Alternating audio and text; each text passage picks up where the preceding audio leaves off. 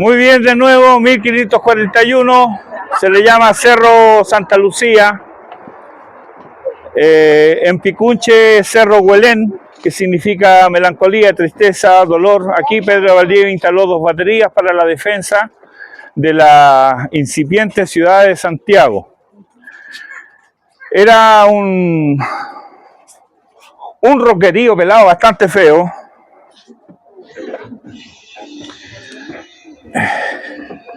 Pero tiene su historia.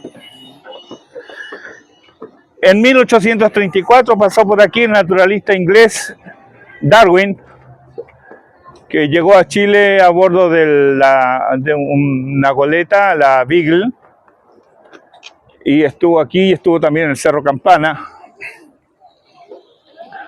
Para acá.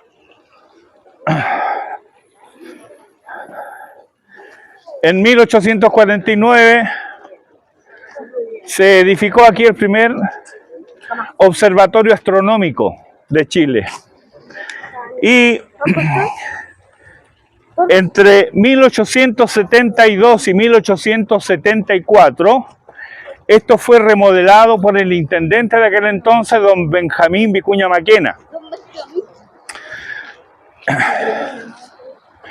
Eran tiempos en los cuales en las ciudades europeas había un movimiento que floreció de alajar las ciudades, de poner monumentos bonitos, de hacer paseos para el pueblo.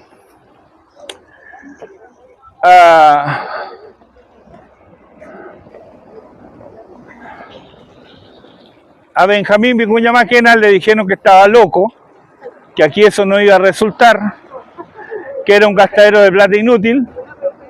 Él insistió y finalmente remodeló el cerro. Hizo traer esculturas de mármol de Carrara, de Florencia, y algunas otras esculturas las fundieron acá en Lota. La mayoría de estas esculturas, las que hay ahora, son réplicas. Imagínense de mármol eso, cómo se vería. La mayoría de las esculturas se perdieron, han desaparecido. Algunas se han encontrado en lugares de connotados chilenos. Sí. Diga. Este cerro tiene 69 metros de altura. No es tan alto, pero está a 629 metros sobre el nivel del mar. ¿Sí? Es mucho, sí. De aquí se extraía material de construcción. Era también el basural de Santiago, porque aquí terminaba Santiago. La ladera oriente ya era tierra de nadie. Ahí estaba el basural. El cerro abarcaba más allá de donde está la calle Huelén, que es al lado.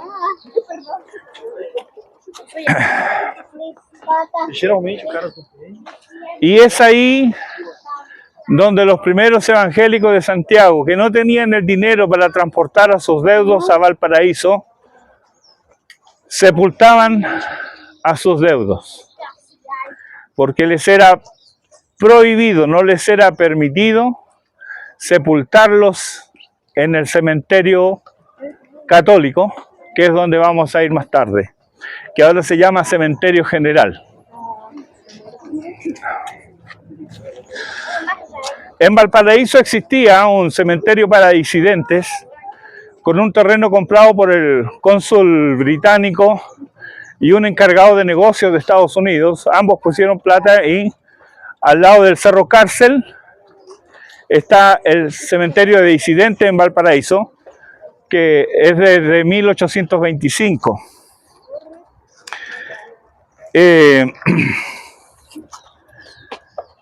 Entonces, los que no profesaban la fe católica, hasta ese entonces, habían sido enterrados en este lugar que es el basural.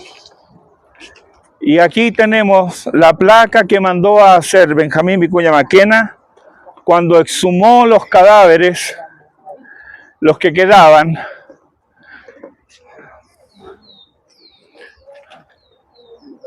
En la ley, Bernardo O'Higgins dejó establecido de que debía haber un cementerio para disidentes, pero en la ley, en la práctica, no había lugar.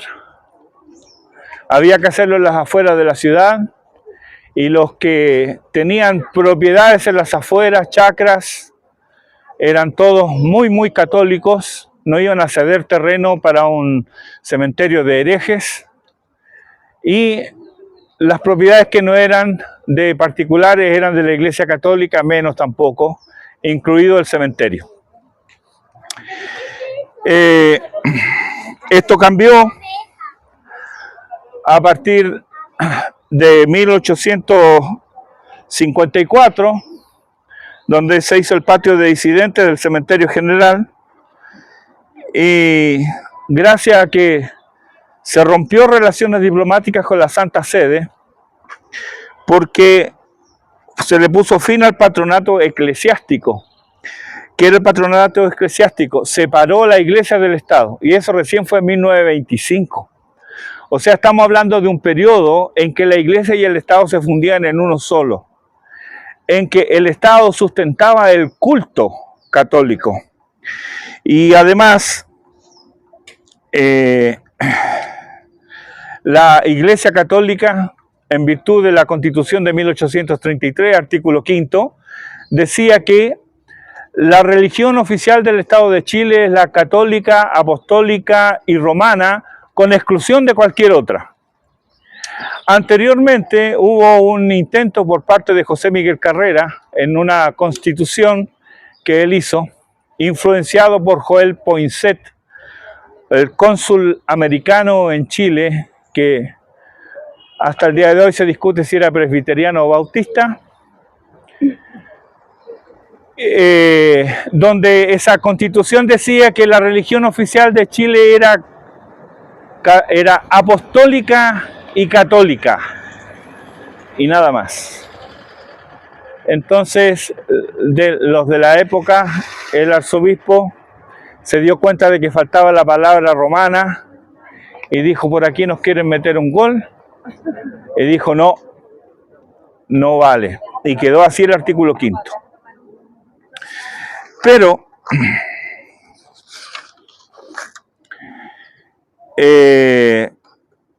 para 1865 hubo un artículo interpretativo del artículo 5, o sea, donde decía que la religión oficial del Estado de Chile es la católica, apostólica, romana, con exclusión de cualquier otra. Se permitió una interpretación en 2 artículos. El artículo primero decía: se permite a los que no profesan la religión católica, apostólica, romana, el culto que practiquen dentro de un recinto privado de propiedad particular. El artículo segundo decía: es permitido a los disidentes fundar y sostener escuelas privadas para la enseñanza de sus propios hijos en las doctrinas de su religión. Esto hizo posible que misioneros, sobre todo americanos, llegaran a fundar escuelas. El origen de Santiago College, que es uno de los colegios más emblemáticos de Chile, que siempre fue bilingüe, es justamente obra de un pastor, Aira Lafetra, con su esposa Adelaida. Del pastor no se tiene ni noticia, pero solamente se habla de Adelaida. Hay calles Lafetra y hay calle Adelaida Lafetra, que es la esposa del pastor, fundadora del Santiago College. Muy bien, vamos a seguir entonces. Hasta aquí llegamos. ¿Alguna pregunta? ¿Quiénes conformaron el concilio evangélico que puso en 1964? No tengo idea. No. Porque eso es como un agregado de lo que se hizo al principio. No, por supuesto, sí, está la fecha ahí. La Ahora bien,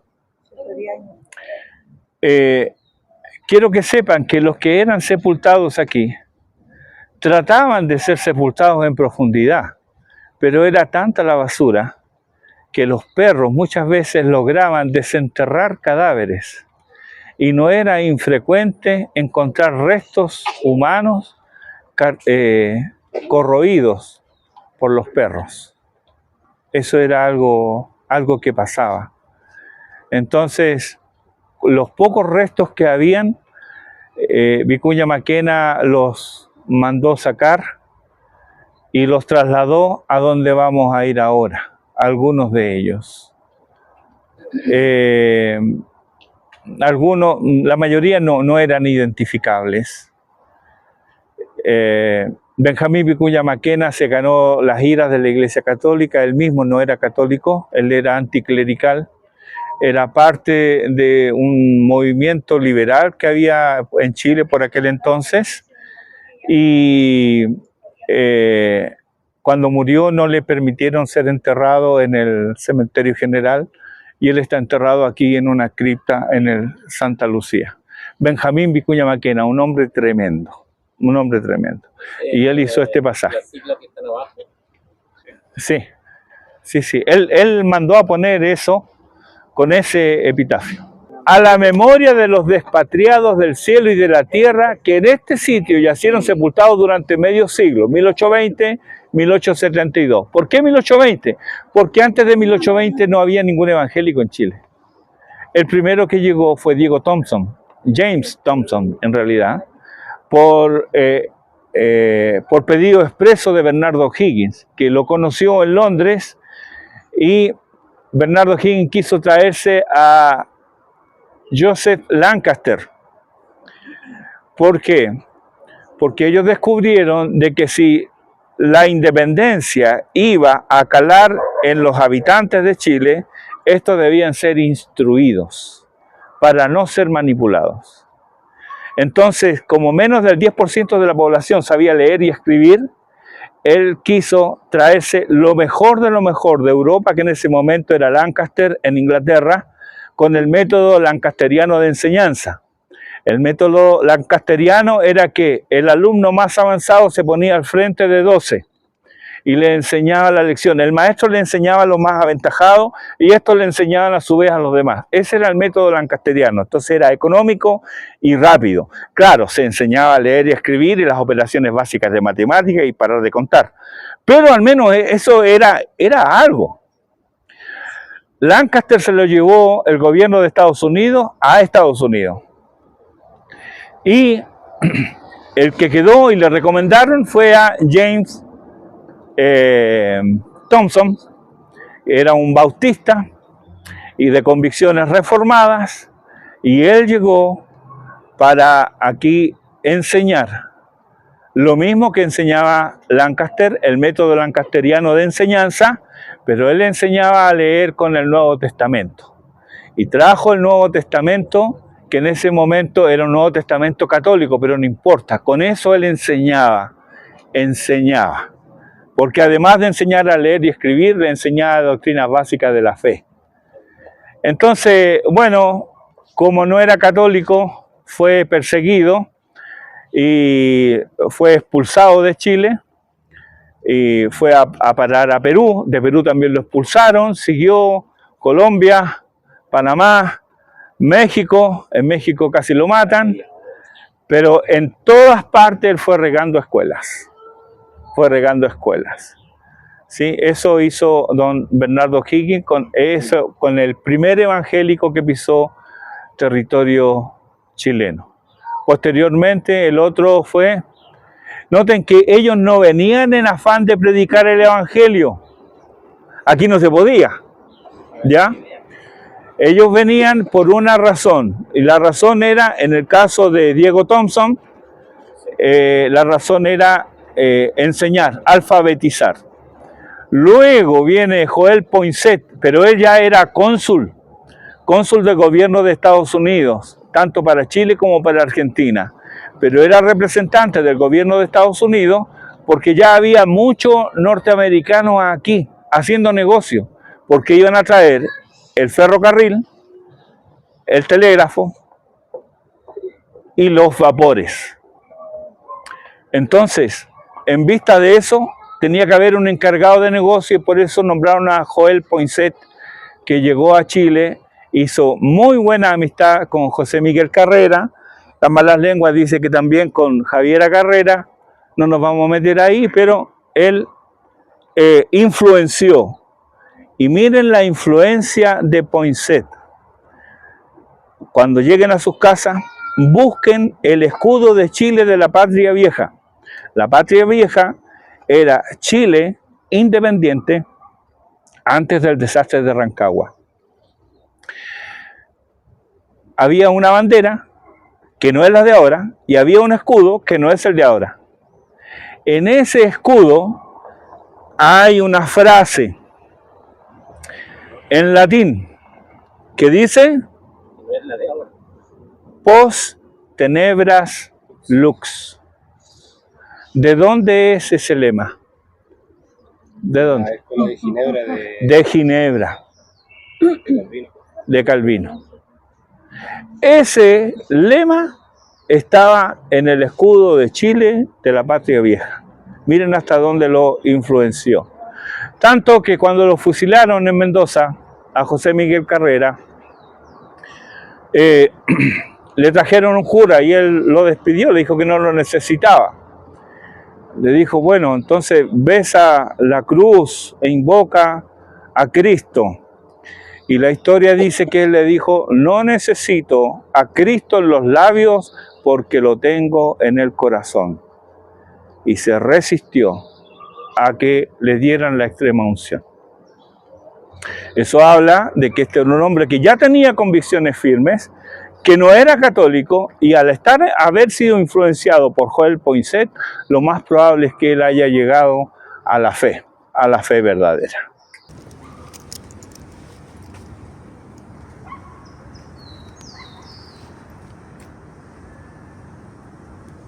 Padre Celestial, gracias por quienes te siguieron en momentos tan difíciles. Permite que nosotros imitemos su fe, su valentía, su tesón, y te sigamos fielmente. Por Jesucristo nuestro Salvador. Amén. Amén. Vamos a comenzar aquí. Tendríamos que estar allá, pero hay mucho sol. ¿Ya? Ese monolito que está ahí en el centro conmemora el incendio de la iglesia de la Concepción el 8 de septiembre de 1863, 8 de diciembre de 1863. ¿Quiénes han sido católicos? ¿Qué es el 8 de diciembre? Día de la Virgen. El 7 de diciembre, el día de la Virgen. 8. De la Virgen. Inmaculada Concepción. Entonces ese día el templo de la Concepción, que era el templo de la compañía, que era de la Compañía de Jesús, o sea jesuita, que está en Morandé con compañía. Morandé con compañía. Ahora está ahí el Congreso Nacional, lo que era el Congreso Nacional en el tiempo de Santiago. Si gusta se hacen más acá para que la gente pueda circular libremente.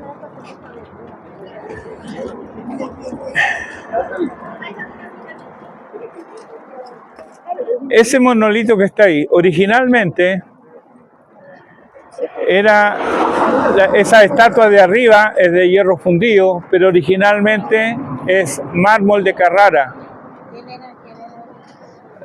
Y a los costados hay 4 como, no son ángeles, son vírgenes, pero tienen alas. Es una cosa, es la concepción, ¿cierto?, de que son inocentes. Y están mirando al suelo y están con mucha tristeza. La tristeza se le ve en el rostro.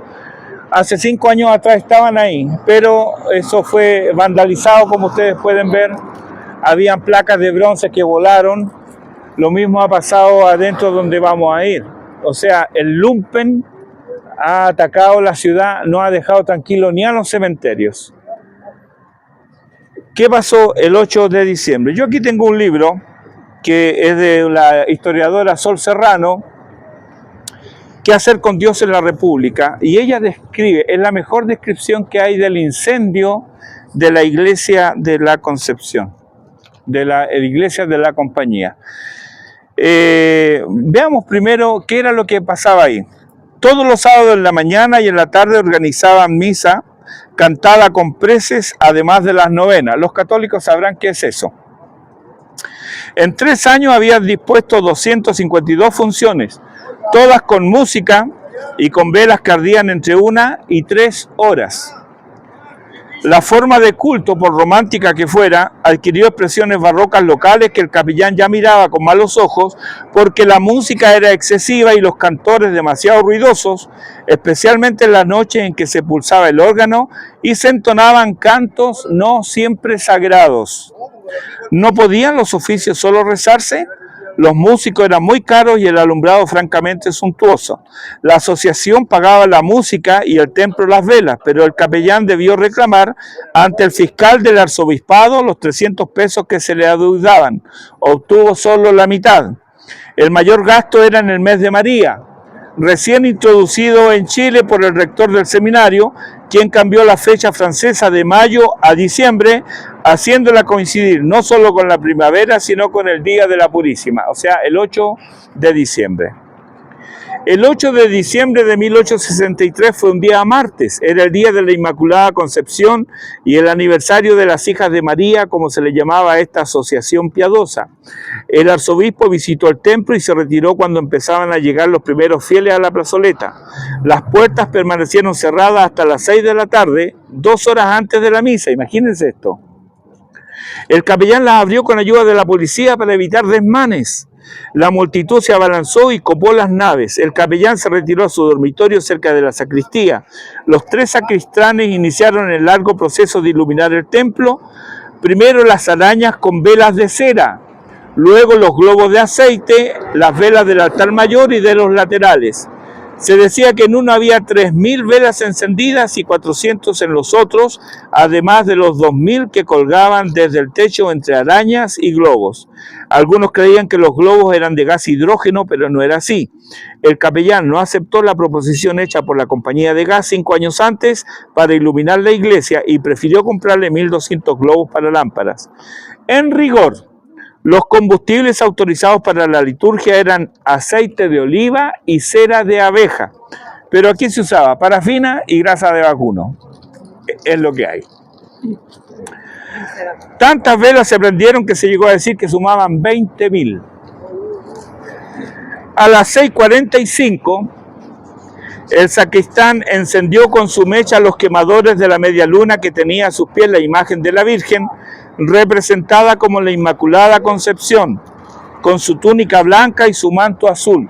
Hemos de recordar que para ese entonces la población de Santiago, que era cercana a los 200.000 habitantes, solamente disponía de 4 o 5 parroquias.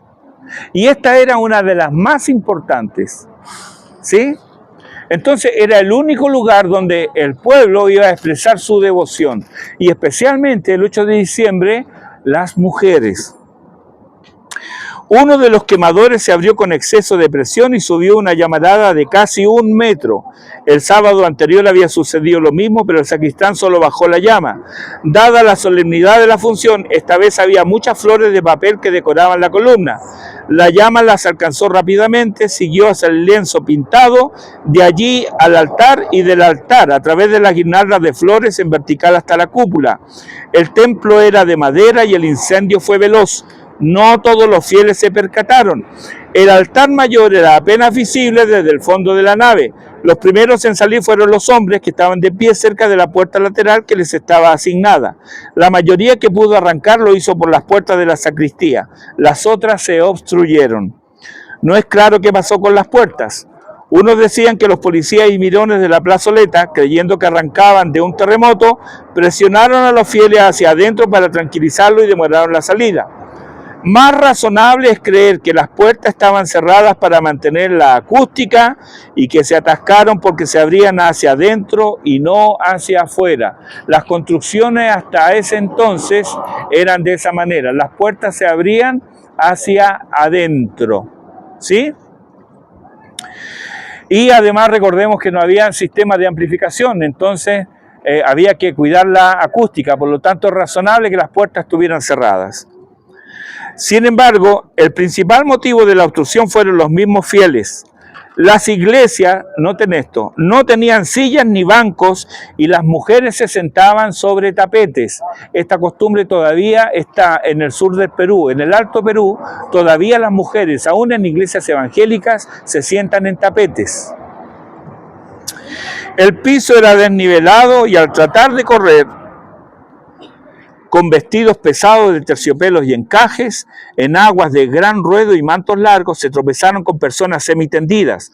Unas cayeron sobre otras formando una pared tan compacta que se hizo inmóvil. Estos cerros humanos medían casi 2 metros. Dominados por el pánico más espantosos, los primeros fugitivos caían en los umbrales mismos, seguían el tumulto de atrás y los que se acercaban seguían la misma suerte. Las puertas quedaron totalmente obstruidas. Las llamas llegaron a la cúpula, se cayó una torre y luego el campanario. Entonces el entablado del techo fue cayendo sobre las víctimas, quemando las cabezas y el torso de una multitud abigarrada. Quienes ya no habían muerto por asfixia murieron por el fuego. Las campanas del templo alcanzaron a anunciar su propio incendio y los hombres que arrancaron, alrededor de 300, dieron la voz de alarma. Llegaron los vecinos de un barrio que era el corazón del centro de la ciudad, también algunos sacerdotes, autoridades y policías. No lograban entrar. Veían las rumas de cuerpos todavía vivos que agitaban sus manos. Algunos fueron tragados por esa multitud de brazos y otros no tuvieron fuerzas para sacar un cuerpo. Más bien se conseguía sacar miembros a pedazos que aflojara aquel muro de cuerpos asfixiados. Un hombre a caballo tiró su lazo y salvó a algunos, pero asido a la montura pronto cedió. Otros se lanzaron a las llamas sin éxito. Cuando cayó la torre y luego el campanario, comprendieron que no tenían nada que hacer. Padres, maridos, hijos, hermanos, vieron a sus mujeres carbonizarse. Entonces llegó un instante que tendremos presente mientras vivamos. Entonces los hombres, en la desesperación de poder prestar ningún socorro, apartaron sus ojos de allí. Por entre las llamas se divisaba arder a una multitud de gente, y luego esa gente ardía también y ya no se divisaban sino llamas humanas. La caída del campanario produjo un estruendo gigantesco. Los campaneros saltaron al vacío y luego vino el silencio. Los gritos cesaron, eran las 8 de la noche. La ciudad se quedó en vela. Algunos decían que las víctimas llegaban a 600 personas y los más catastrofistas a 1000. En realidad, fueron cerca de 2000. Al amanecer del día 9, la policía empezó a exhumar los cadáveres y llenó 164 carretones para enterrarlos en una fosa común que a toda velocidad se cavaba en el cementerio general. Casi 2000 mujeres. ¿Dónde están? Ahí. Esa es la fosa común.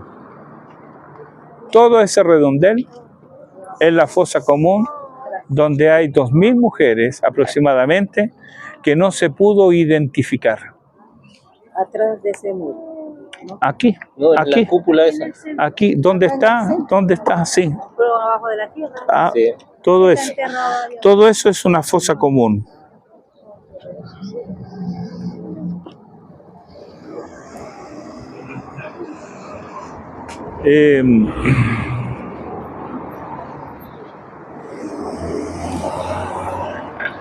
El incendio de la compañía se cree que se salvaron alrededor de 1000 hombres y 1000 mujeres y 300 hombres. Se sabe que murieron cerca de 2000 mujeres y 25 hombres. El 8 de diciembre murió 1 de cada 27 mujeres de la ciudad de Santiago. El culto de los sentidos, la sensualidad llevada al rango de una religión, he aquí la mecha. A eso se le echaba la culpa. Pensemos, en 1863 había una lucha entre los liberales por separar a la iglesia del Estado. Y estos no querían que la iglesia tuviera injerencia sobre el Estado. Y se aprovechó esta circunstancia para todavía llevar aguas a su molino, digamos, y hacer de que se separara la iglesia del Estado. Por supuesto, había quienes no quisieron eso, y la arenga de Guillermo Mata. Guillermo Mata es uno de los fundadores del Partido Radical en Chile, y él era anticlerical, por supuesto, Y la arenga de él en la protesta contra la reconstrucción del templo de Isidora. Otra cosa que querían hacer era reconstruir el templo. Y había quienes decían, no, por ningún motivo, esto lo vamos a transformar en un memorial. Entonces pudo finalmente el presidente, y eso fue lo que se hizo, y al final ni el memorial está ahí, ni se reconstruyó la iglesia de la compañía. El memorial lo hicieron acá, pero a poco andar trasladaron las estatuas de mármol, y hoy día se exhibe ahí en la esquina de Compañía con Morandé, donde están los jardines del Congreso Nacional cuando funcionaba en Santiago. Ahí está. Pero lo que había aquí, que era de hierro fundido, muchos de ellos lo vandalizaron y algunos se lo robaron porque seguramente para venderlo. Bueno, miren la arenga de Guillermo Mata en la protesta contra la construcción del templo de Isidora. Él dice que las hijas respeten a sus padres, las esposas a sus esposos y las hermanas a sus hermanos. Sabed ser hombres en sus hogares y evitaréis nuevas catástrofes a vuestras familias y al pueblo de Chile. Los hechos del episodio muestran que los hombres estaban en las calles y las mujeres en el templo. ¿Dónde debían estar? En la intimidad de la familia. La salida de las mujeres al templo en la noche introduce el desorden y el desconcierto en el régimen interior del hogar doméstico. Para ese entonces tenían más poder en los hogares chilenos los sacerdotes que los hombres. Y sobre esas cosas protestaban. Esa es la razón por la cual murieron tantas mujeres ese día. Ese día también, a los días siguientes se formó el primer cuerpo de bomberos de Santiago a raíz del incendio de la iglesia de la compañía y algunas otras obras de beneficencia. Un señor de apellido Osa donó la mayor parte del dinero para hacer ese memorial, que ya no está, y ahí está todo vandalizado, no hay ninguna cosa. Solamente del otro lado dice a la memoria de los muertos en el incendio de la compañía, no, de la iglesia de la compañía. No dice que son mujeres, no dice cuántas son. Solo eso, nada más. ¿Sí? Esa es la fosa común. Ese óvalo. No, esas eran las caballerizas del ejército. Sí. ¿Ah? No, eran las caballerizas del ejército, del ejército de la Guerra del Pacífico, tenía las caballerizas aquí. Pero todo ese óvalo es la fosa común. Muy bien, vamos. ¿Alguna pregunta? No era convento eso. No es convento. Eran caballerizas del ejército de Chile. Somos una iglesia, somos 25 personas. Sí, ningún problema. ¿Está abierto? Sí, está abierto. Ah, gracias. Listo, gracias. Vamos.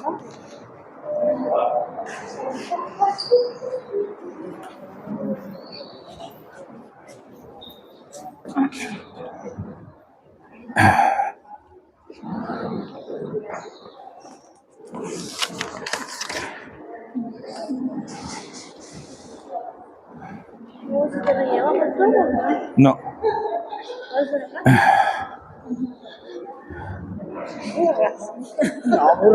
Muy bien. Las leyes laicas se le llamó así una vez que comenzó la separación entre la Iglesia y el Estado. Las leyes laicas comprendían la ley de cementerios civiles de 1883, la ley de matrimonio civil en 1884 y la ley de registro civil en 1884. Manuel Bulnes, que gobernó desde 1841 a 1851, 2 periodos de 5 años, rompió relaciones con la Santa Sede y esto aceleró muchas cosas. Ahora bien, en 1871 sale el decreto de cementerios. La Iglesia Católica se oponía por una razón que ellos no permiten que se entierren gente que no es de su credo en su cementerio. La razón es de que ellos le llaman Camposanto, porque ahí los que mueren son todos santos. ¿Se han ido ustedes alguna vez a un funeral de una persona católica? Dicen aquí está cierto fulana de tal, santa, aunque haya sido cierto la sobrina del demonio, igual es, pero santa. Entonces son todos santos. Por lo tanto, si uno de nosotros antes fue católico y fue bautizado como católico, no es disidente, es hereje. Es hereje. ¿Sí? Yo no soy hereje, para ellos soy disidente, pero igual hoy día no hay mucha diferencia. Pero no soy santo. Entonces, ¿qué pasa? Que si me entierran a mí al lado en un cementerio católico, estoy profanando ese lugar. ¿Sí?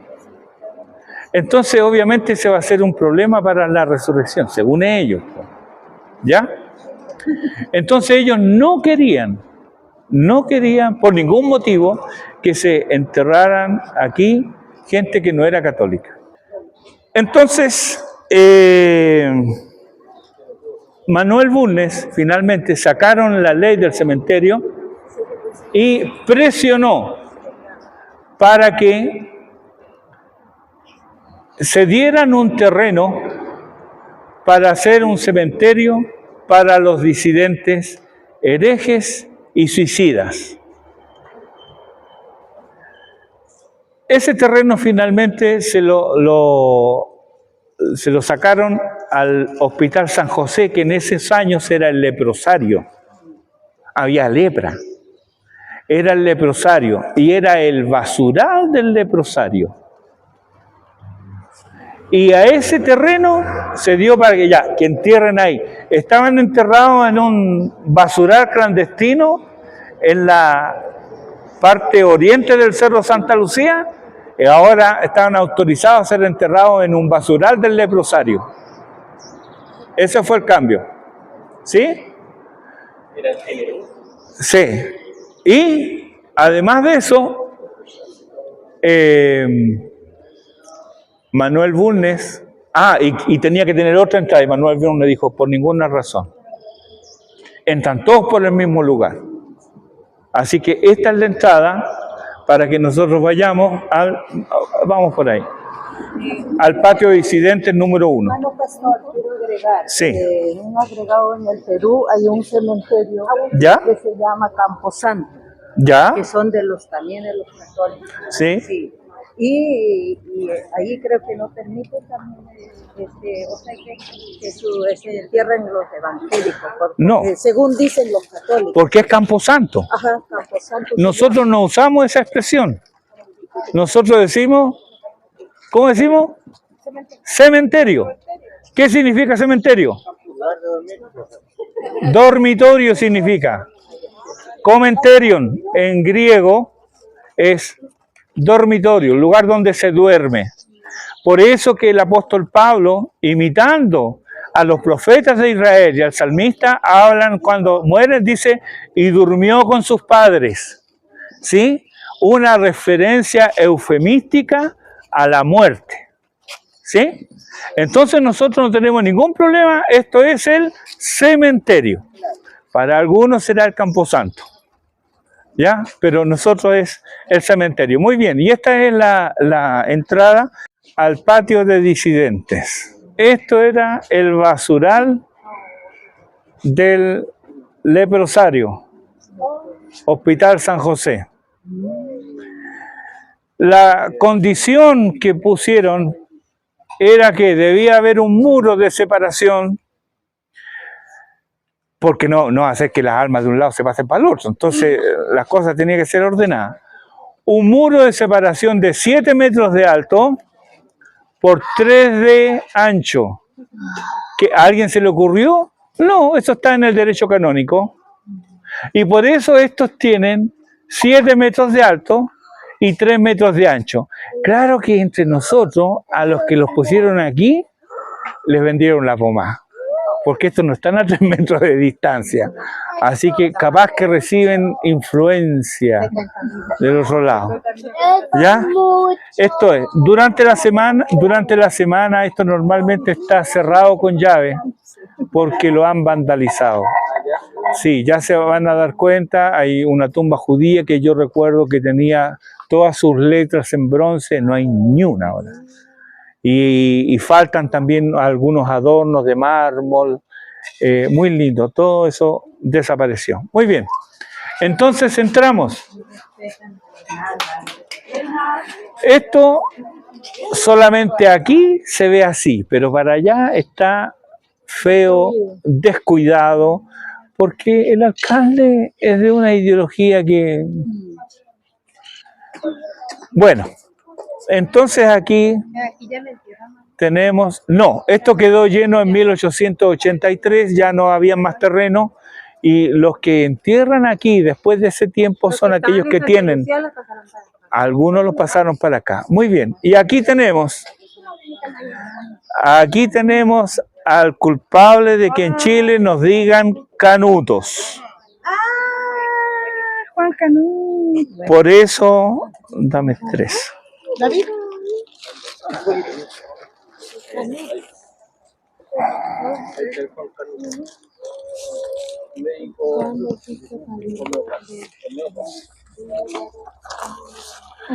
Nació en 1846 en Valencia, España. Él era maestro de costura en el Colegio Jesuita de Tortosa y llegó a Chile huyendo de las guerras carlistas en España. Primero a Buenos Aires, luego acá a Santiago. Fue traído por otro señor y él en la estación del tren de Quillota se encuentra un Nuevo Testamento. Nuevos testamentos que estaban apareciendo en español y que se los olvidaban en estaciones del ferrocarril o en lugares donde había afluencia de gente.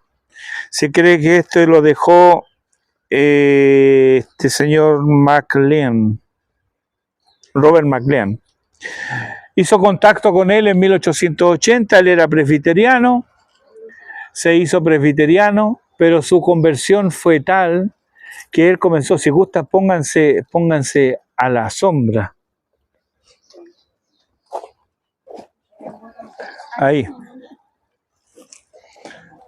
Pónganse a la sombra.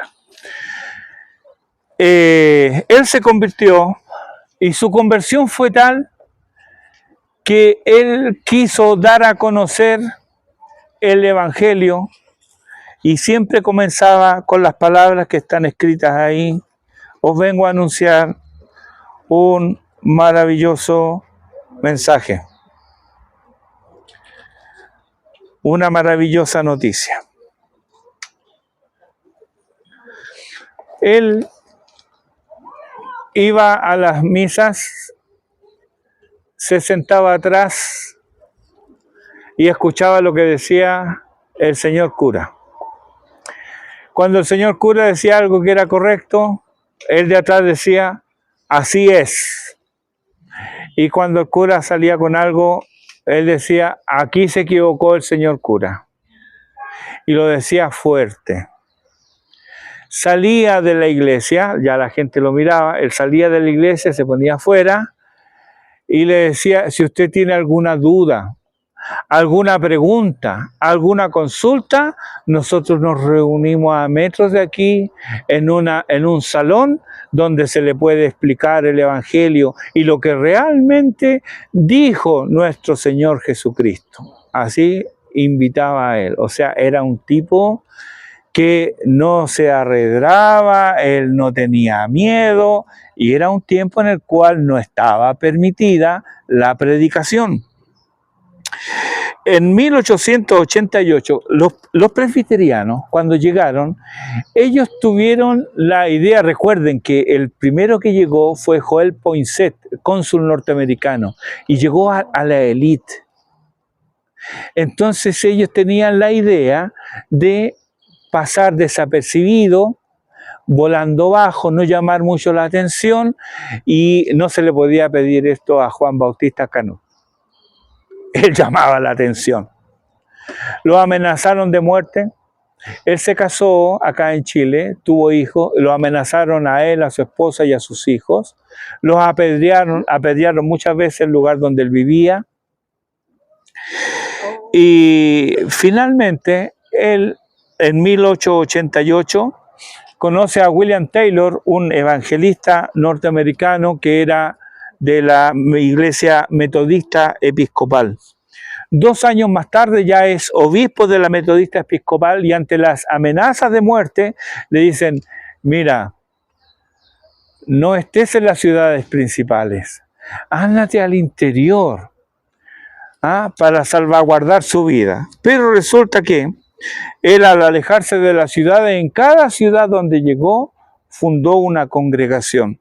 En 5 años, él dejó congregaciones pequeñas en La Serena, Concepción, Traiguén, Angol, Los Ángeles, Victoria y Temuco.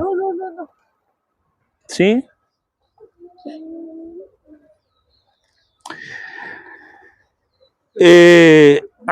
En 5 años, yo visité la iglesia que fundó él en Los Ángeles. Todavía hay ahí algunas cosas de su tiempo en ese templo. El nombre de Canuto se lo puso un periodista anarquista, José Vera se llamaba, y él cuenta que a pesar de que las reuniones eran en privado, sin embargo, entraban gentes no solamente a gritar improperios, a interrumpir el culto, a hablar grosería, sino que a tirar también adentro del culto excremento, barro y gatos muertos, perros muertos, todo para adentro. El asunto era molestar y no permitir el culto de los herejes. ¿Qué pasó? Que a raíz de todo este desorden, llamaban a la policía. El desorden no era hecho por los hermanos, llamaban a la policía y todos los hermanos terminaban presos en la comisaría. ¿Qué pasaba ahí? ¿Qué creen ustedes que pasaba ahí en la comisaría con todos los hermanos presos? Ellos comenzaban a cantar, seguían cantando, hasta que muchas veces el comisario se vio en la obligación de dejarlos ir. ¿Cómo sería? Pero ese fue el comienzo de la predicación del Evangelio, porque el primero que comenzó a predicarle a los chilenos fue Canut. Los otros obedecían a media, aparentemente, la imposición que se les dieron para que estar en Chile, que era, si iban a compartir su fe, tenía que ser a sus connacionales.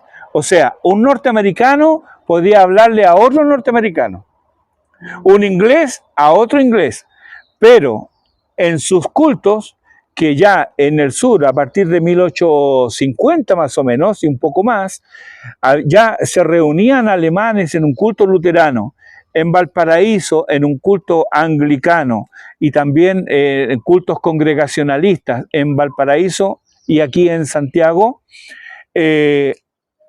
Debía ser en un recinto privado, no debía tener ventanas a la calle, y debía ser a puertas cerradas, y no tenía que estar presente ningún chileno. Esa era la condición. El primero que desobedeció, pero así no estuvo ni ahí, fue este señor. Y no solamente eso, sino que él comenzó a predicar en la calle. Comenzó a predicar en la calle, a exponer el Evangelio, porque comenzaba primero como contestando una pregunta a un transeúnte, y luego los curiosos quedaban ahí y él comenzaba a hablar más fuerte, y al final se reunía una multitud alrededor de él hasta que eran disueltos por los disturbios que ocasionaba gente que no querían que se predicara el Evangelio. La gente que los acompañó a él en esos momentos fueron llamados los canutos. Ahí van los canutos. Y ese era el mote que teníamos hasta que yo era niño. Todavía a mí me decían canuto en la escuela. Muy bien. La primera iglesia evangélica en Santiago, es la de la Santísima Trinidad, fue inaugurada en 1868 y fue destruida por un incendio en 1894. Esta estaba en Nataniel con Alonso Ovalle, o sea, pleno centro. Y ahí tenían reuniones luteranos, presbiterianos y anglicanos el día domingo, pero en horarios distintos. Y una vez al mes tenían un culto común. Luteranos, anglicanos y presbiterianos. Una vez al mes ellos celebraban el culto común. Cuando se hizo esto, no había muros. Se plantó una hilera de árboles y esto daba a la calle. Si ustedes tienen ocasión de ir alguna vez a Estados Unidos o ven en alguna película los cementerios, no están rodeados de murallas. Aquí se quiso hacer lo mismo. ¿Qué pasó? El sacerdote Estanislao Olea, que era de la iglesia La Estampa de Nuestra Señora del Carmen, existe todavía, está acá en Independencia. ¿Cómo surgió esa iglesia? Porque una de las feligreses de ahí resulta que iba caminando y cayó una estampa del cielo con la Virgen del Carmen, y eso fue un aviso divino para que en ese lugar se erigiera esa congregación. Bueno, este sacerdote, que era Estanislao Olea, inflamaba en sus prédicas a los jóvenes de un odio hacia el protestantismo, y era la causa de todos los males. O sea, si había un terremoto, eso era porque habíamos dejado entrar en Chile a los herejes. Si había una peste de viruela, era porque habíamos dejado entrar a los herejes.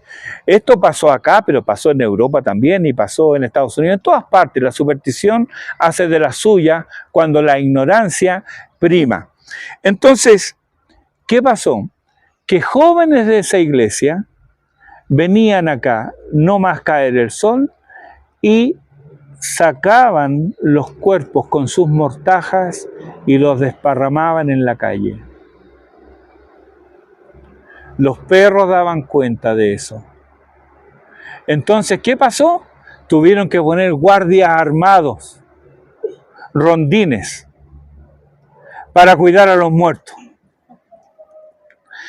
Hasta que finalmente se hizo el muro perimetral. Pero démonos cuenta del grado de intolerancia que había, que ni siquiera a los muertos se los dejaba tranquilos. Como les expliqué antes, disidente era un extranjero que venía, ¿cierto?, y tenía su propia religión, era luterano, anglicano, congregacionalista, presbiteriano, ese era disidente. Pero si un chileno se convertía, como por el hecho de ser chileno, ya había sido bautizado en la Iglesia Católica, ese no era disidente, ese era hereje. Hereje. Sigamos avanzando entonces, le vamos a dejar una ofrenda floral a don Juan Bautista. ¿Sacamos eso que están feos? Sí, sí, sí. Ah, no. Murió en 1896, sí. Creo que tiene que cortarla, pastor. Sí.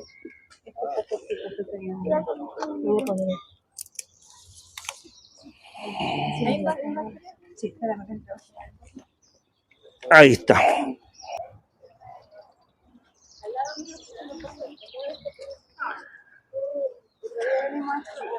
Se tiene la idea de que el que es evangélico no usa el cerebro.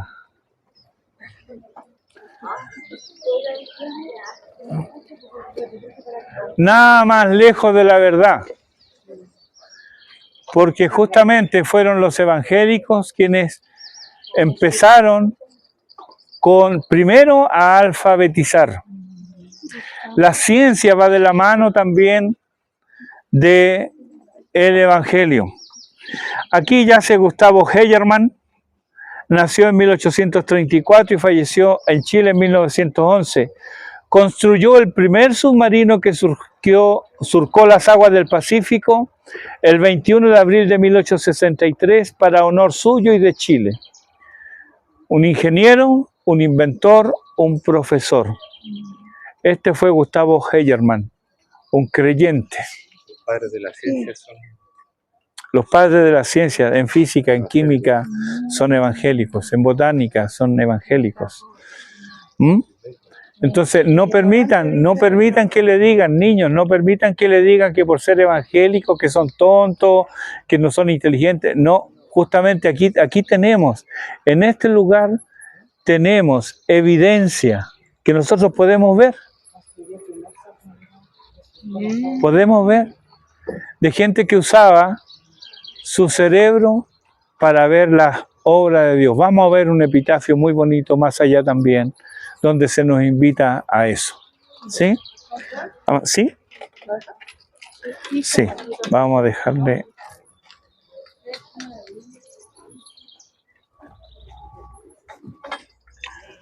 Vamos a dejarle aquí.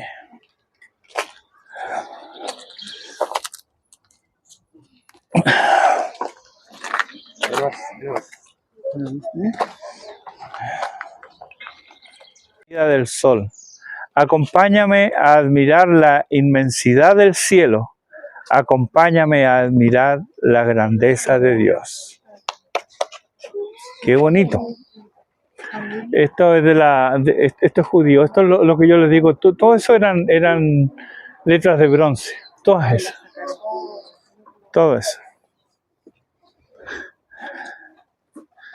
Esto no ha sido destruido por los terremotos.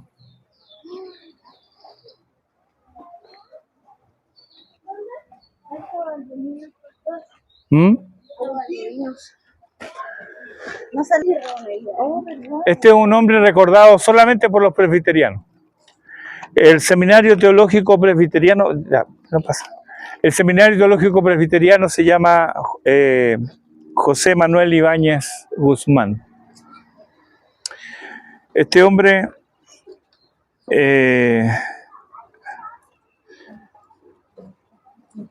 fue, cuando tenía 10 años, quedó huérfano de padre y su madre viajó con toda la familia a California, era el tiempo de la fiebre del oro, y estuvieron allá. Él estudió allá siendo joven en un seminario en Sacramento, California, y quiso ser misionero. Tomó algunos cursos en la Universidad de California y quiso ser misionero y regresar a Chile. En Chile lo acoge el pastor David Trumbull, que llegó la Navidad de 1845 a Valparaíso. David Trumbull era congregacionalista, un hombre muy educado, había sido educado tanto en Yale como en Princeton. Era un hombre de una cultura vastísima y él preparó a José Manuel Ibáñez para el pastorado. Él fue misionero en Chile, fue colportor de la Sociedad Bíblica de Valparaíso. ¿Saben lo que es colportor? No. Colportor es alguien que vende Biblias, muchas veces a un precio rebajado, a veces hasta regalado. Después fue de la Sociedad Bíblica de Santiago, fue uno de los fundadores. La Sociedad Bíblica de Santiago está ahí en pleno centro. Uno de los fundadores fue este hombre. Fue el primer pastor protestante chileno, fundador del periódico evangélico La Piedra Viva, Verdadera y Divina. Estamos hablando de 1841 hasta 1875. Él no vivió mucho. Fue el primero en Latinoamérica y fue el redactor de la ley de registro civil, la que fue sancionada después de su muerte en 1884 y es la que nos rige hasta hoy con algunas enmiendas. ¿Sí? Fue fundador del Colegio Evangélico de Santiago. Gracias a él tenemos la reinterpretación del artículo 5 de la Constitución que le leí hace un rato, donde se permite que los que no profesen la religión católica puedan también profesar su religión en un recinto privado, con esas particularidades, que no debía ser proselitista, o sea, no debían ir a la calle, que debía ser cerrado y que debía ser sin mucha bulla en realidad. Y también se le permite a los disidentes fundar y sostener escuelas privadas. Este fue el gran impulsor. Se rumorea y se sabe que cuando él predicaba, iban personas del Congreso, diputados del Congreso, a escucharlo predicar, porque les gustaba la oratoria de este hombre. Entonces él trataba ex profeso de poner sus ideas respecto de la separación de la Iglesia y del Estado, respecto de la libertad de culto, respecto de la igualdad ante la ley, cosa que en ese momento no estaba porque el clero estaba con un fuero especial. Él, durante estas leyes se sancionaron en el tiempo del presidente José Joaquín Pérez.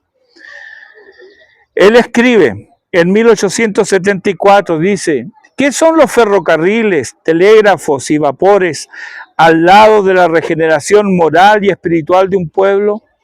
¿Qué son todos los progresos materiales imaginables aliados del progreso espiritual hacia Dios? Y la Biblia, aceptada, creída, significa para un pueblo regeneración, engrandecimiento y progreso en el más alto sentido. O sea, eran hombres comprometidos con el Evangelio, pero también comprometidos con la palabra de Dios, con distribuir Biblias, con poner Biblias al alcance de las personas. ¿Sí? Aquí él vivió solo 36 años. 34. Ahí dice 34. Nació el 13 de septiembre del 41 al 75. Claro, 34 años. No está clara la causa de su muerte. Algunos sostienen que fue envenenado. Y si fue envenenado ya sabemos por quiénes. Porque realmente fue un hombre odiado por el alto clero chileno. Odiado. Tanto él como el reverendo David Trumbull, que él finalmente se le otorgó la ciudadanía chilena por gracia. Aquí atrás tiene que haber dejamos una ofrenda aquí. Ya. Ahí está. ¿Eres igual? Sí. A ver. Aquí está. Gracias.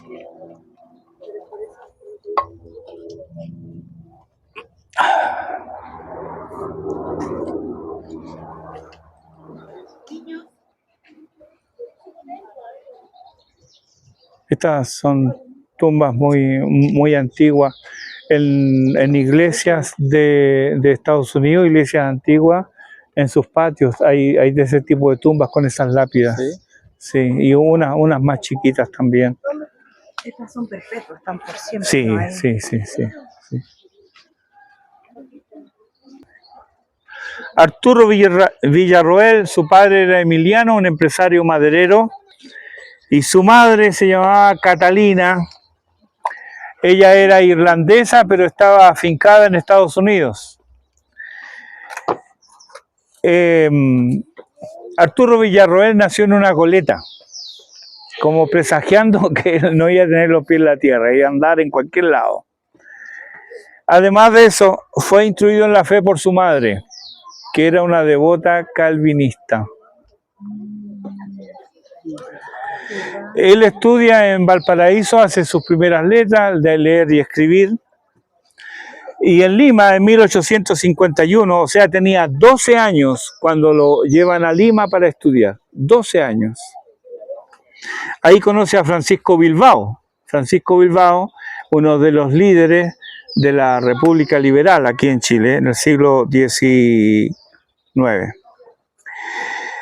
Estando en el Callao en 1852, o sea, tenía 13 años, él se embarca como voluntario en una expedición guerrera a Ecuador, donde una bomba explota en la cubierta del barco y le vuela 2 dedos de la mano derecha. Así que quedó Arturo Villarroel. Luego de esa expedición, él se embarca al oriente en un velero, se dedicó al comercio, se va al oriente en un velero y llega a China. En China se la da de experto en cobre y tiene la suerte o tal vez el trabajo con tesón de descubrir yacimientos de cobre para los chinos. Él allí se hace prospección minera, gana mucho dinero, pero por el concepto que él tenía del ser humano, él trata a todos los seres humanos como iguales. Y eso para los chinos fue algo nuevo, porque los chinos venían al extranjero como superior y el extranjero, el chino, era un ser inferior. Arturo Villarroel los trataba de igual a igual. Él tenía los ojos azules, podía pasar por extranjero, hablaba inglés fluido, llegó a aprender el francés también y en China aprendió el chino mandarín. Ahora bien, cuando él regresa a Estados Unidos, tanto en China como en Estados Unidos, él estudia la mina terrestre eléctrica a distancia. Era un arma que había salido hacía poco y él la estudia, una bomba. La estudia y él junto con el mandarín aprende esto. Viaja por California, por Australia, se describe, hay un escrito que data de 1887, pero obviamente el evento ocurrió antes, en Nueva York, el incendio de un edificio donde en lo alto había una mujer con 2 niños en brazos gritando.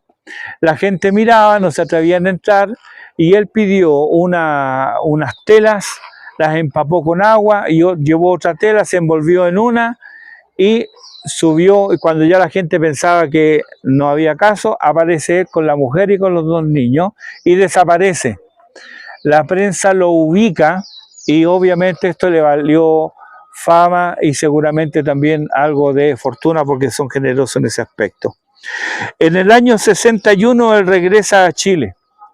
El 8 de diciembre de 1863, que fue el incendio de la iglesia de la Compañía, él fue testigo de este incendio y colaboró en este incendio, fue uno de los fundadores del Cuerpo de Bomberos de Santiago. El 8 de diciembre, otra vez 8 de diciembre de 1870, ya era teniente segundo de la compañía de bomberos. Y junto con el teniente tercero, que era Germán Tenderini, entraron para apagar el incendio que se inició en el Teatro Municipal. ¿Sí? Al costado del Teatro Municipal está la calle Tenderini, una calle cortita, en honor al bombero que murió ahí, bombero mártir. Bueno, él no alcanzó a salir, pero Villarroel sí. En realidad Villarroel salió moribundo por efecto de los gases que él había aspirado. Luego él se va a Estados Unidos, regresa en 1872. No regresó con mucho dinero, pero sí regresó con 6.000 volúmenes, o sea, 6.000 libros de distinta índole que él donó a bibliotecas y a obras de beneficencia, porque tenía la idea de que el hombre debía instruirse. Él donó esto. En 1879 está ya la Guerra del Pacífico y él se incorpora al ejército de Chile. Al principio le dicen que no, porque le faltan 2 dedos de la mano. Pero él los convence. Él tenía una labia increíble, porque cuando estaba en Europa, incluso se hizo pasar por enviado del gobierno chileno, cosa que no era. Pero conseguía cosas no para él, sino que para Chile. Los convenció, porque además él era experto en esta bomba que había estudiado en China y en Estados Unidos. El 7 de junio de 1880 tiene lugar el asalto y la toma del Morro de Arica. Este morro estaba completamente minado, era inexpugnable. Pero Villarroel, junto con su gente, y su gente, ¿saben quién era? Se le llamó el Batallón Vulcano.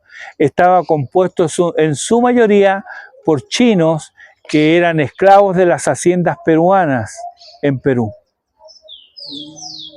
El ejército chileno los liberó y en gratitud ellos quisieron servir al ejército de Chile.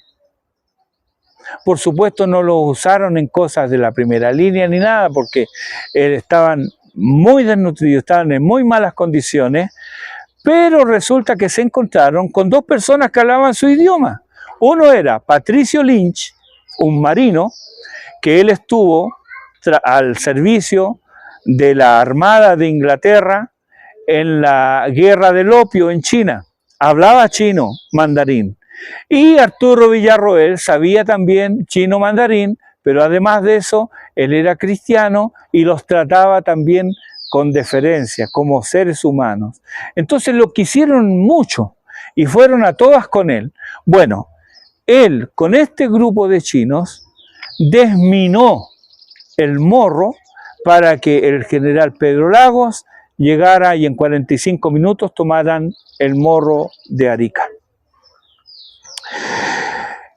Él siempre fue al frente y esto le ocasionó que recibiera diversas heridas, tuvieron que amputarle una pierna y cuando llega a Santiago, él participa, él fue el personaje más querido de la Guerra del Pacífico en Chile, porque su fama ya había trascendido y lo nombran. A raíz de esto, a propósito, él era ad honorem, no recibía sueldo, pero a partir de ahí lo nombran capitán de pontoneros, de pontoneros, y sus compañeros le pusieron el capitán dinamita, porque él tenía que ver con eso. Él desarmaba las minas, las bombas, él las desarmaba. En una ocasión le entregó al general Lagos 245 bombas que habían inutilizado.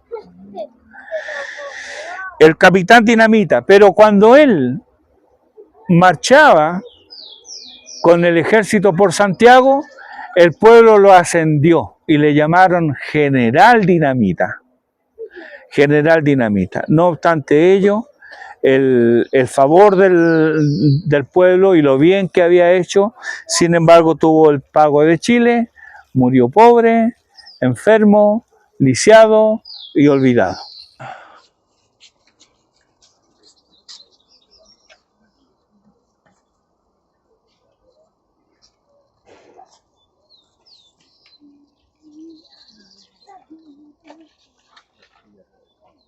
Estaba la Fundición Libertad, ahí en la calle Libertad, era de los Kiefer. Hoy día camiones, maquinaria pesada de la Mercedes-Benz. Pero de los Kiefer salió el primer capellán evangélico de los hospitales y era ciego. Descansa en este lugar. Avancemos.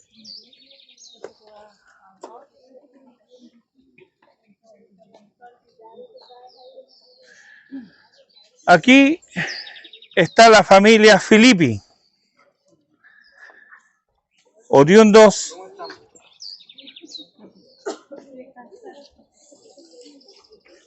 alemanes. Está Rodolfo Filippi, que llegó a Chile en el año 1852, profesor de botánica y zoología en la Universidad de Chile. Fue director del Museo de Historia Natural de Chile. Se afincó en Chile, tuvo 13 hijos.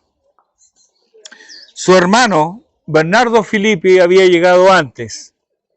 Él fue explorador y gobernante, agente de la colonización en Chile y de asentamientos de colonos del Imperio Austrohúngaro en el sur de Chile. Cuando fue nombrado gobernador por el presidente Manuel Bulnes, gobernador de Magallanes, fue ascendido él a teniente coronel, porque antes había sido sargento mayor de ingenieros del Ejército de Chile. En octubre del año 52, él desapareció. Se cree que fue martirizado por los tehuelches. Desapareció, nunca se encontró su cuerpo. Bernardo Filippi. Luterano. Pasa algo con él.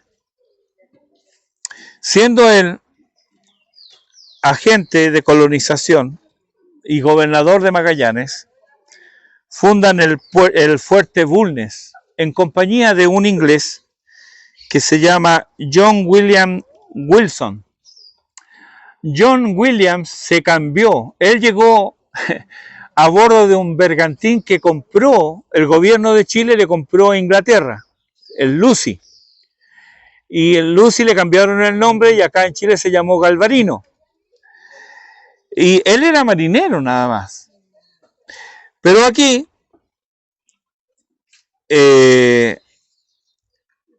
a él lo hicieron teniente coronel y él se cambió el nombre, lo castellanizó. Se llamaba John Williams Wilson y se cambió el nombre a Juan Guillermos. Hasta el día de hoy hay una isla, Juan Guillermos, y está Puerto Williams en honor a él. Fundaron el fuerte Bulnes. ¿Por qué es importante para la historia de Chile? Porque por mandato del presidente Bulnes tomaron posesión del estrecho de Magallanes, de ambas salidas del estrecho. Estando ellos en esa misión, llegó un barco francés enviado por Napoleón en su expansión y planta la bandera de Francia en la costa de Punta Arenas. Estaba John Williams y estaba Bernardo Filippi. ¿Qué hacer? No tenían tropas. Lo dejaron. Era una nave de guerra con marinos, con cañones. Lo dejaron. Le ofrecieron una comida, una recepción que el capitán francés aceptó. Cuando llegó al día siguiente a la recepción, se encontró con que John Williams vestía uniforme de la Marina de Guerra de Inglaterra. Y Bernardo Filippi tenía el uniforme negro prusiano. No le dijeron nada, pero el hombre entendió. Me voy a meter en problemas si sigo con el asunto de que este territorio le pertenece a Francia. Así que sacó su banderita, la guardó en el barco y siguió viaje. Le hicimos un favor porque descubrió Tahití. Pero de esa manera estos hombres cumplieron una labor para el pueblo de Chile. Hombres que fueron fieles a la patria que los cobijó, pero que tenían una fe que iba más allá de las cosas terrenas. Todos ellos tenían fe en Jesucristo, Filippi era luterano, Williams era anglicano. Y ellos entonces, compartiendo esa fe, trabajaron, pusieron lo mejor de sí, y todo lo que hicieron, como dice el apóstol Pablo, lo hicieron de buena manera y para la gloria de Dios.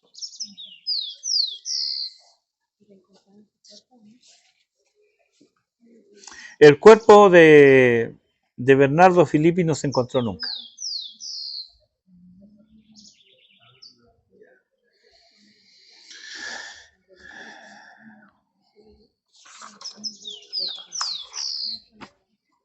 José Torregrosa.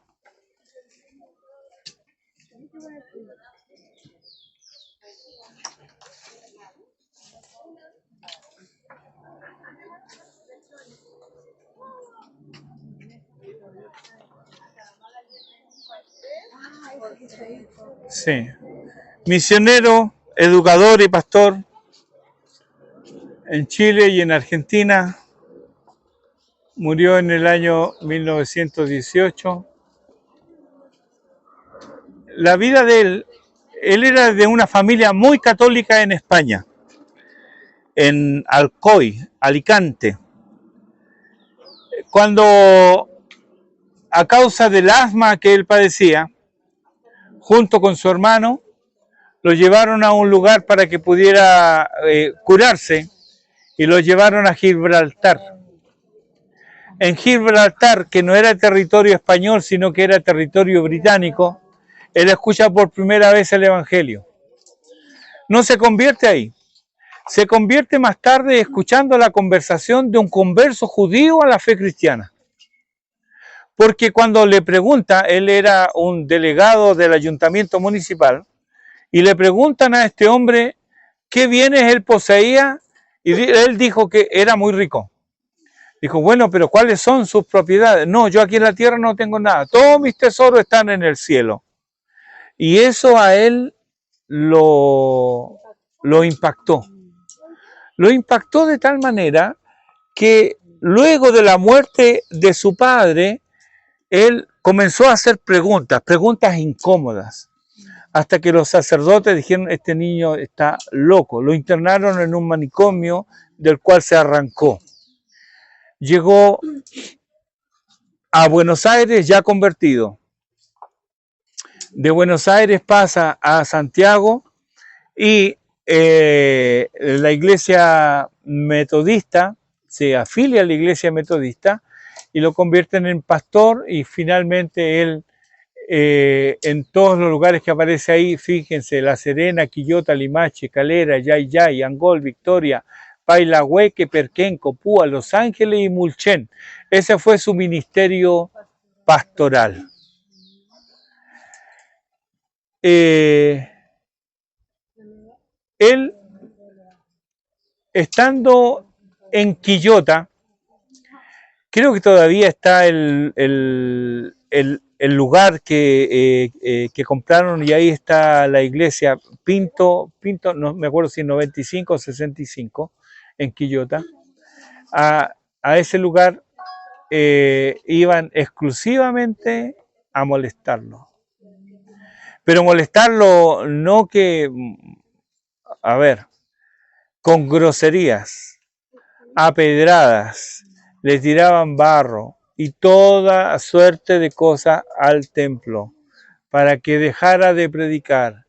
Y además, en las misas que se hacían en las iglesias, se decía que justamente las desgracias que padecía Chile, había habido un terremoto muy grande hacía poco, y las desgracias eran porque la gente había dejado de rezar el rosario, entonces había llegado la desgracia al país por culpa de estos malditos herejes.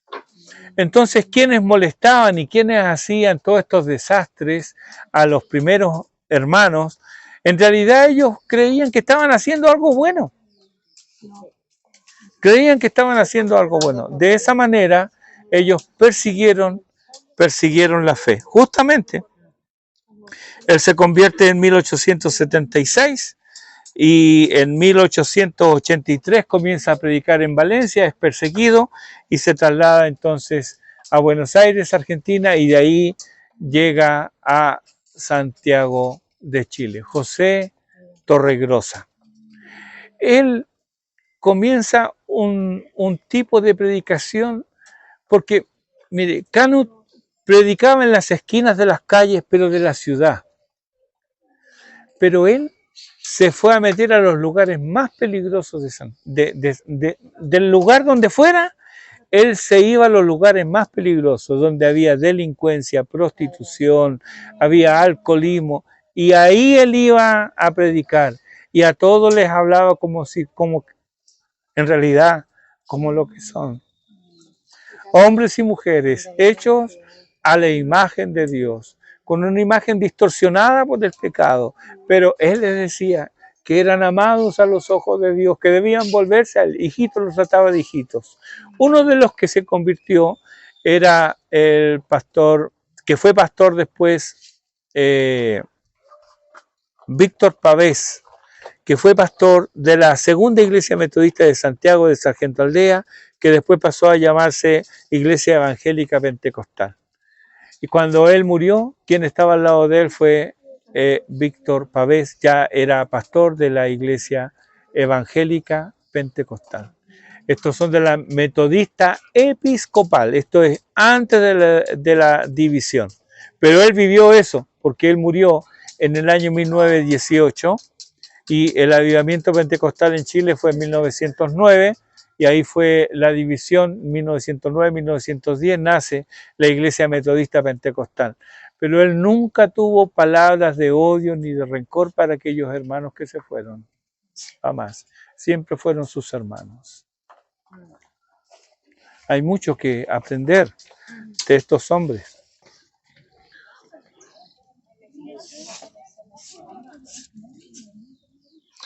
Teniente Alfred Danielson, uno de los pioneros de la obra del Ejército de Salvación en Chile, murió haciendo la voluntad de Dios y cumpliendo su misión. Miren cuántos años tenía.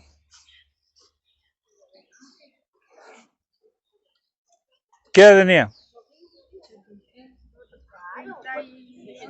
No. 26. 26.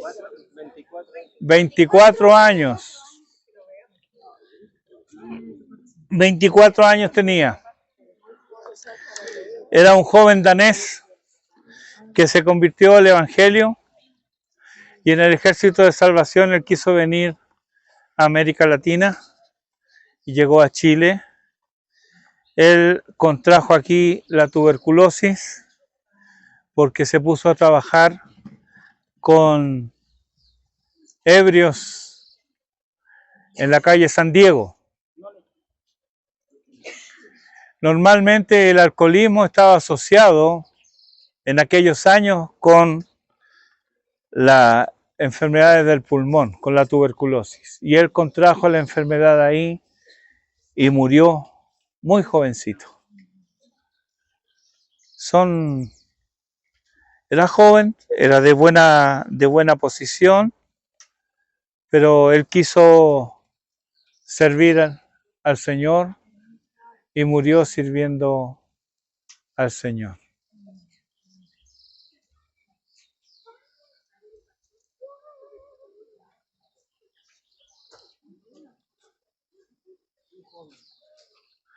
Soldado fiel de Cristo Jesús, celoso en la obra y atento y afable con todos. Qué bonito que se dijera eso de nosotros, ¿no? ¿Sí? ¿Quién preguntó? El Ejército de Salvación. El Ejército de Salvación es una escisión de el metodismo. Fue fundado por William Booth. William Booth tenía una pasión por las misiones, más de lo que el metodismo tenía. El metodismo sí tenía, pero llegaban y plantaban en un lugar y ahí se ponían a trabajar y hacían los circuitos. Booth no, era donde fuera, donde lo llamara el Señor. Las ideas primordiales de Booth fueron las ideas de la santidad y las misiones.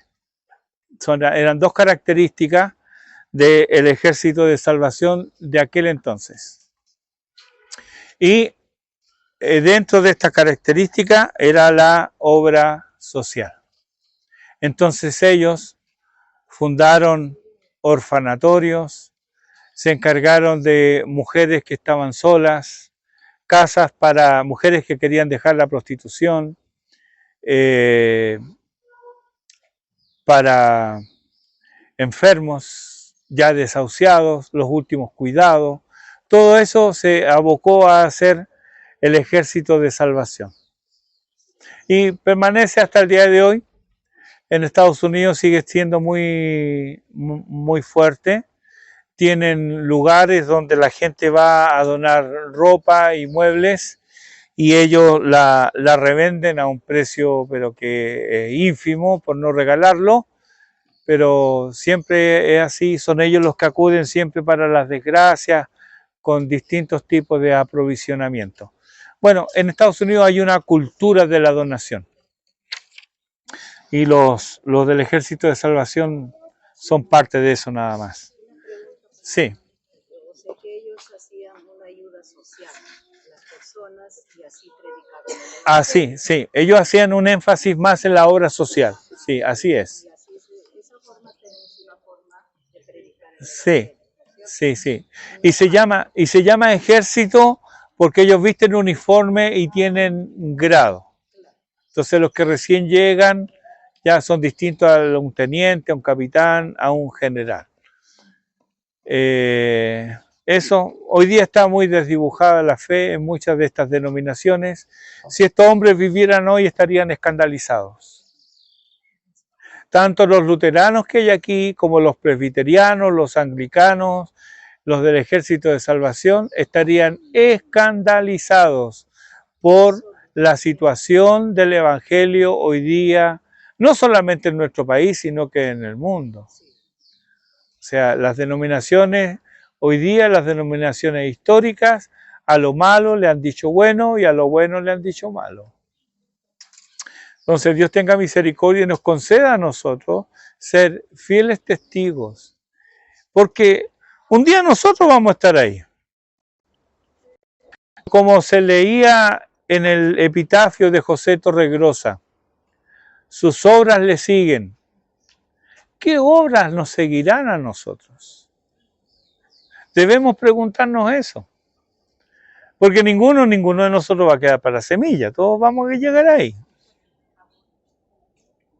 Pero ¿qué es lo que habremos dejado?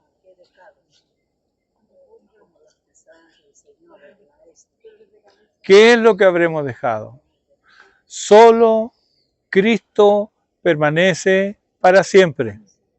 Y las obras que se hacen en Cristo, esas son las que permanecen. Dios nos bendiga. Vamos, ya estamos saliendo. Perdonen la lata que les pude haber dado. Quiero mostrarles algunas cosas. Ay, pásame la mochila. Pásame la mochila. Estafeta. Ahí está. Ustedes dicen, bueno, ¿de dónde sale toda esa información? Ay, vinieron los regalos. Bueno, ya le hablé de este libro, ¿Qué hacer con Dios en la República? Sí, este es del Fondo de Cultura Económica. Son 9. Historia de los evangélicos en Chile. Esto es un historiador evangélico. ¿Ya? Esto está a la venta acá en Chile. Esto lo pueden encontrar. Historia de los evangélicos en Chile. Presencia y arraigo protestante evangélico en Chile 1845-1925. ¿Por qué 1925? Porque en 1925 está la nueva constitución que separa a la Iglesia del Estado. Y esto es del pastor Óscar Pereira García, pastor bautista. Fue rector del Seminario Teológico Bautista de Santiago. La ascendencia de Joel Poinsett en José Miguel Carrera, ¿sí? Por el doctor David Muñoz Condel, este también es pastor bautista. La influencia de Diego Thompson en Bernardo O'Higgins, también de David Muñoz Condel, este pastor bautista. El legado anglicanismo en Sudamérica, Allen Gardiner. Este fue un misionero a los indios de más al sur de Chile y murió martirizado, él con su grupo. Pero su hijo insistió y ellos fueron los que tuvieron un movimiento entre los mapuches, los más fructíferos. Un reformador yanqui en Chile. Esta es una biografía de David Trumbull, que llegó en la Navidad de 1845 a Valparaíso. Y él colaboró con sus escritos, sus predicaciones, a que se dictaran las leyes laicas. Él dijo: cuando se dicten estas leyes, voy a pedir mi ciudadanía chilena. Y así fue, y se la dieron. Cuando él murió, el Congreso de Chile hizo un minuto de silencio. Él fue honrado por las autoridades de Chile. Fue un hombre a quien le debemos mucho, mucho. David Trumbull, un protestante del siglo XIX, está escrito por Jimena Prado. Ella fue un tiempo miembro de nuestra iglesia. Y Historia de la Iglesia Evangélica Chilena, por el pastor Marlo López, es un pastor del sur. Y claro que este libro hay que conseguirlo con él. Entonces, en todo esto encuentran algunas de las cosas que le he mencionado y otras más, porque obviamente es mucho más lo que hay. ¿Sí? ¿Eran cuántos? 8 libros. Devolviendo los 9. Eran 5. Agarren que quieran. Eran los 4.